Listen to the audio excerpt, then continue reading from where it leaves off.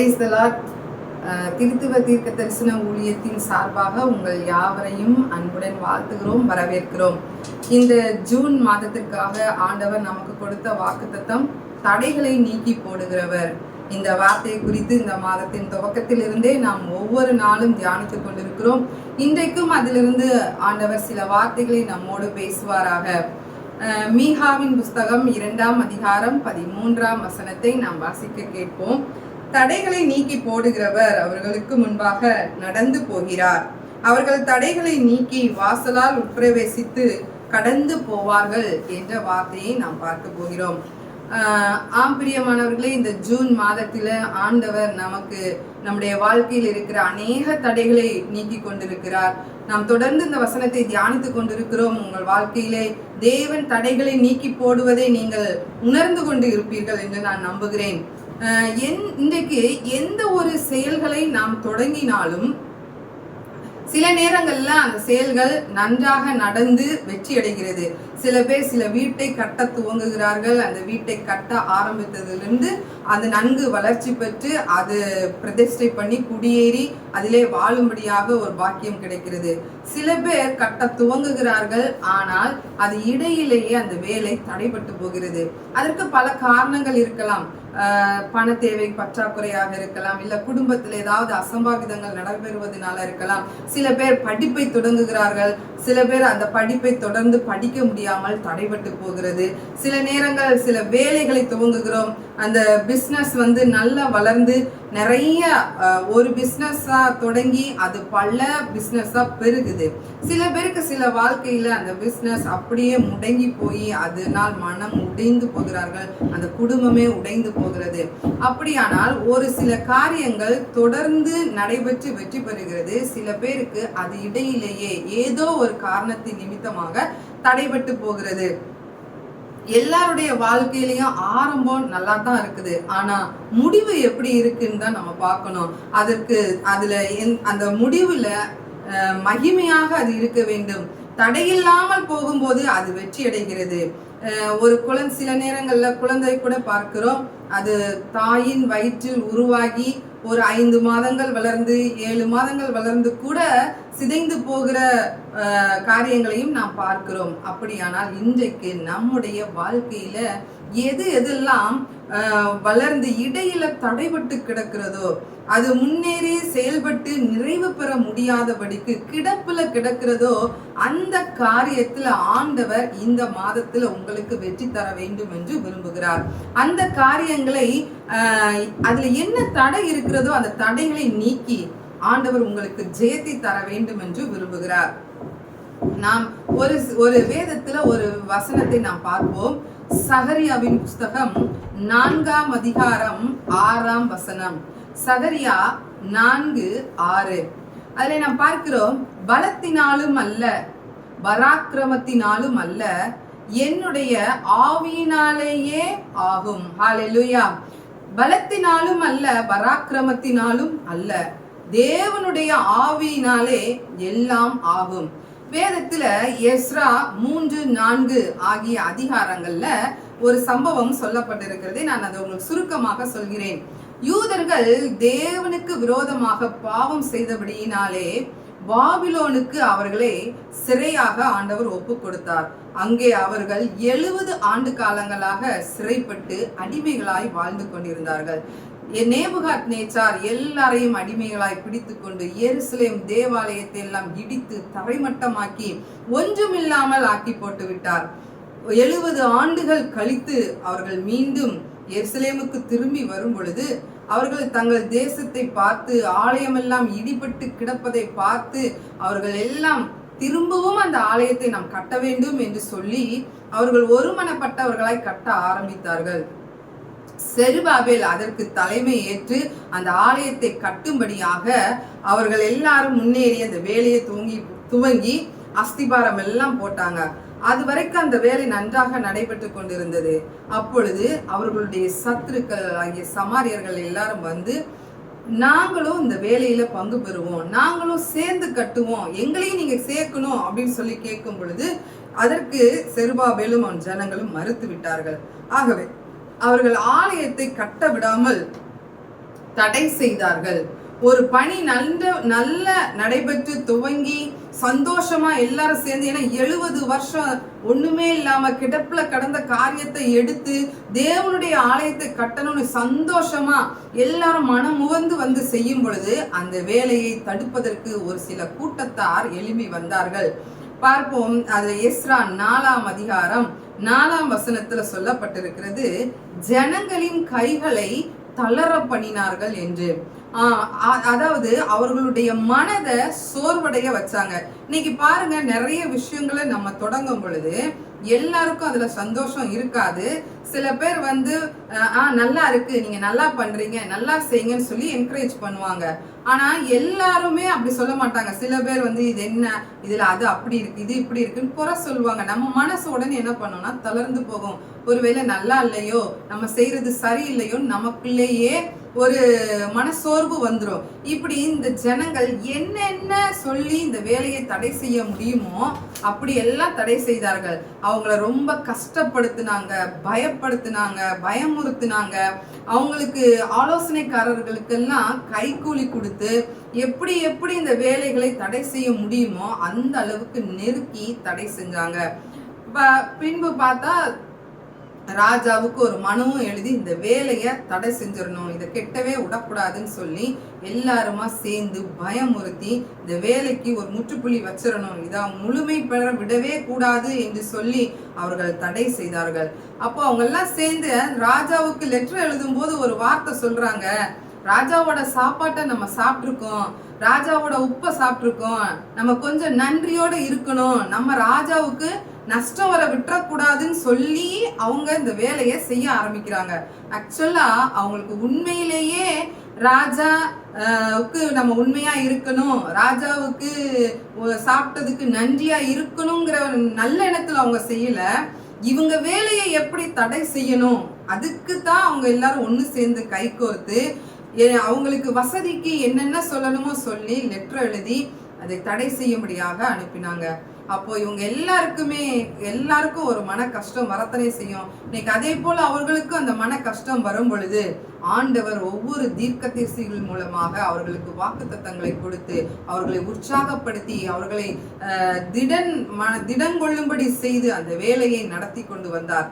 Ezra 4ஆம் அதிகாரம் 23ஆம் வசனம் 24ஆம் வசனத்துல நம்ம பார்க்கிறோம், அவர்களை பலவந்தம் பண்ணி கட்டாயம் பண்ணி வேலை செய்ய விடாம நிறுத்தியே வச்சுட்டாங்க. இப்படி ஆலயத்தின் வேலை 12 வருஷம் தடைப்பட்டு போச்சு. அப்பதான் ஆண்டவர் சகரியா மூலமாக செருபாபேலுக்கு ஒரு வாக்குத்தத்தம் கொடுக்கிறார். பலத்தினாலும் அல்ல, பராக்கிரமத்தினாலும் அல்ல, என்னுடைய ஆவியினாலேயே ஆகும் என்று சொல்லி. ஹல்லேலூயா. செருபாபேலுக்கு தீர்க்க தரிசனமாக இப்படி ஒரு வார்த்தை கிடைத்தது. அதாவது ஆண்டவர் சொன்னார், உங்களுக்கு எதிராக ஏராளமா கூடியிருக்கிற இந்த கூட்டம் ஒரு சாதாரண கூட்டம் அல்ல. ராஜா கிட்ட வரைக்கும் மனு கொடுத்து எப்படி எப்படி நெருக்கணுமோ அப்படி எப்படி நெருக்குறாங்க. இவங்களை உங்க சுய பலத்தினால மேற்கொள்ள முடியாது, உங்க சுய படை பலத்தினால மேற்கொள்ள முடியாது, உங்க மாம்ச பலத்தினால மேற்கொள்ள முடியாது, இத என்னுடைய ஆவியினால தான் மேற்கொள்ள முடியும் என்று சொல்லி, என் ஆவியினால இந்த வேலையை கட்ட முடியும்னு சொல்லி ஆண்டவர் வாக்கு கொடுத்து அவர்களை திடப்படுத்தினார். ஆகையினால அவர்கள் எல்லாரும் நேரடியாக இந்த ஜனங்களை எதிர்கொள்ள விரும்பல, தேவனுடைய ஆவியை அவர்கள் சார்ந்து கொண்டார்கள். கர்த்தருடைய ஆவி எங்கேயோ அங்கே விடுதலையும் உண்டு. ஹல்லேலூயா. இவர்களுக்கு எதிராக இருக்கக்கூடிய இந்த கூட்டத்தை தங்க சொந்த திறமையினால ஜெயிச்சிடலாம், நம்முடைய முயற்சியினால ஜெயிச்சிடலாம் அப்படின்னு அவங்க நினைக்கல.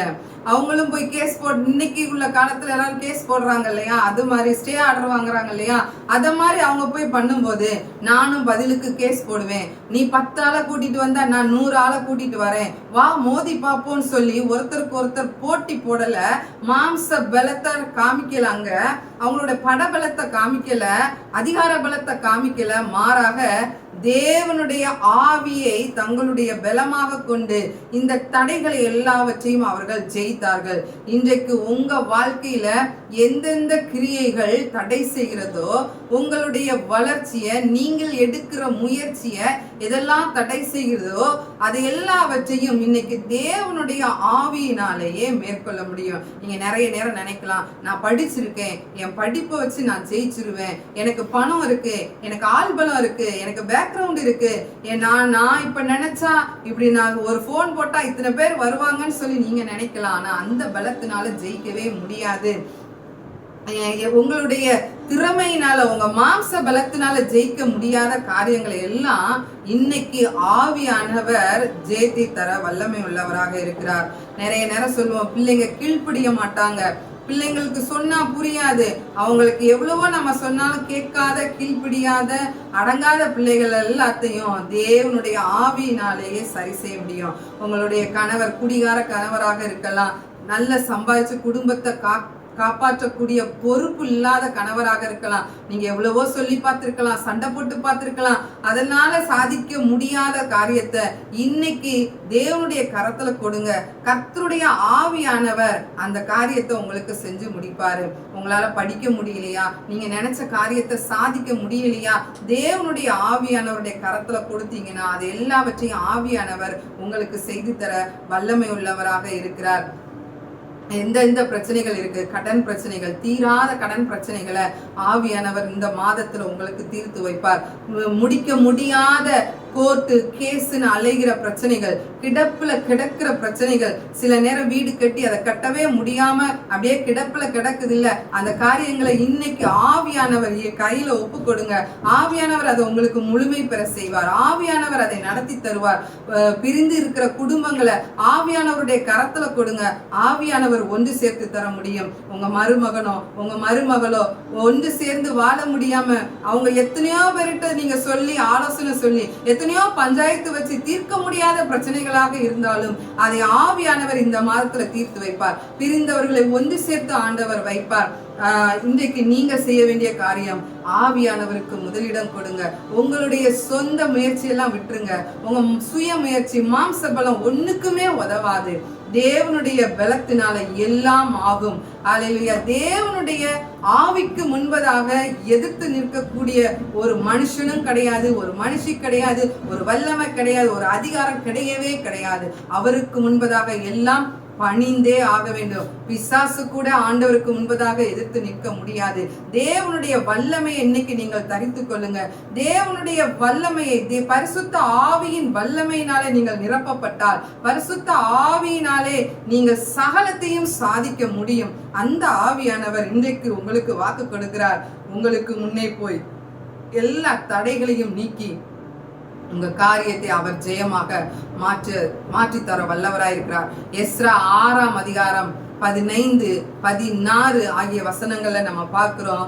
எந்த ஆலயத்தை கட்டக்கூடாதுன்னு சொல்லி எந்த ராஜாவுக்கு அவங்க மனு எழுதினார்களோ, கடிதம் எழுதினார்களோ, அந்த ராஜாவே ஆலயத்தை கட்டுறதுக்கு என்னென்ன பொருட்கள் தேவையோ எல்லாவற்றையும் கொடுத்தார். யாரும் ஆலயத்தை கட்டுறதுக்கு டிஸ்டர்ப் பண்ணக்கூடாதுன்னு ஒரு சட்டத்தையும் போட்டு அந்த ஆலயத்தின் வேலைகள் சீக்கிரமாய் நடந்து அது கட்டி தீர்த்து பிரதிஷ்டை செய்கிற அளவுக்கு உதவி செய்தார். பாருங்க, இவங்க தீமையாதான் செஞ்சாங்க, தீமையாதான் செஞ்சு இதை கட்ட விடக்கூடாதுன்னு தான் ராஜாவுக்கு மனு போட்டாங்க. ஆனா கர்த்தருடைய ஆவி எந்த ராஜா தடை செய்வார் என்று நினைத்து செய்தார்களோ அதே ராஜாவை வைத்து இந்த வேலையை செஞ்சு முடிச்சாரு. அதுதான் ஆண்டவருடைய ஸ்டைல், அதுதான் ஆவியானவருடைய செயல். ஹல்லேலூயா. இன்னைக்கு உங்க வாழ்க்கையில யார் தடையாய் எழும்பி வருகிறார்களோ, உங்களுக்கு இடையூறாய் எழும்பி வராங்களோ, அவர்களை வைத்தே கர்த்தர் உங்க வாழ்க்கையில ஒரு அற்புதத்தை செய்வார். உங்களை வீடு கட்ட விடாம ஸ்டே ஆர்டர் வாங்கி வச்சிருக்கிறாங்களா, உங்களுக்கு ப்ரமோஷன் தர விடக்கூடாதுன்னு சொல்லி உங்கள் மேலதிகாரிகள்கிட்ட போய் உங்களை பத்தி கம்ப்ளைண்ட் பண்ணி உங்களுக்கு எதிராய் செய்யறாங்களா, அந்த வாயே உங்களுக்காக சிபாரிசு செய்யும். இவங்களுக்கு நீங்க ப்ரமோஷன் கொடுங்கன்னு சொல்லி ஆண்டவருடைய ஆவியானவர் அந்த வாய் அப்படி மாற்றி பேசும்படி வைப்பார். யார் உங்களுக்கு எதிராக வருகிறார்களோ அவர்களே உங்களுக்கு சாதகமாக வரும்படி செய்வதுதான் கர்த்தருடைய ஆவியானவரின் வேலை. அந்த ஆவியின் கரத்துல நீங்கள் உங்களை ஒப்பு கொடுத்தால் இந்த மாதத்துல தடைகளை நீக்கி போடுகிற ஆவியானவர் உங்க வாழ்க்கையில் இருக்கிற சகல தடைகளையும் நீக்கி போட்டு ஜெயத்தை தர அவர் வல்லமை உள்ளவராய் இருக்கிறார். உங்களுக்காக நான் ஜெபிக்கிறேன். எல்லாரும் ஜெபம் செய்வோமா? ஹல்லேலூயா, ஹல்லேலூயா. தடைகள் உங்கள் பாதையில பெருகும் பொழுது ஹல்லேலூயா, தேவ ஆவியானவர் உங்களுக்கு அனுகூலமான வாசல்களை திறந்து தருவார். ஹல்லேலூயா. தடைகள் உன் பாதையிலே பெருந்துன்ப வேளைகளில், தடைகள் உன் பாதையிலே பெருந்துன்ப வேளைகளில் பதறாமல் இயேசுவை நம்பு, பதறாமல் இயேசுவை நம்பு, ஒரு பாதை திறந்திடுவார். என்னை அழைத்தவர் உண்மை உள்ளவர், அன்பின் வாக்கு தத்தங்களை தந்தவர், என் வழிகளில் என்னை காப்பவர், என்றும் என்னை நடத்திடுவார். என்னை அழைத்தவர் உண்மை உள்ளவர், அன்பின் வாக்கு தத்தங்களை தந்தவர், என் வழிகளில் என்னை காப்பவர், என்றும் என்னை நடத்திடுவார். ஹல்லேலூயா, ஹல்லேலூயா. ஸ்தோத்திரம் ஆவியானவரே. இந்த நேரத்துல ஆண்டவரே எங்களோடு இணைந்து ஜெபிக்கிற ஒவ்வொரு பிள்ளைகளுக்காகவும் நாங்கள் ஜெபிக்கிறோம். யார் யார் வாழ்க்கையில என்னென்ன காரியங்கள் தடைபட்டு நீண்ட நாட்களாக செயல்பட முடியாமல் கிடப்புல கிடக்கிறதோ, பழுதுபட்டு கிடக்கிறதோ, பாலாய் போய் கிடக்கிறதோ, அவர்களுடைய வாழ்க்கையில ஆவியானவர் இன்றைக்கு இறங்கி ஒரு அற்புதத்தை நீர் செய்து ஆண்டவரே நீர் ஜெயத்தை தரும்படியாக நாங்கள் ஜெபிக்கிறோம்.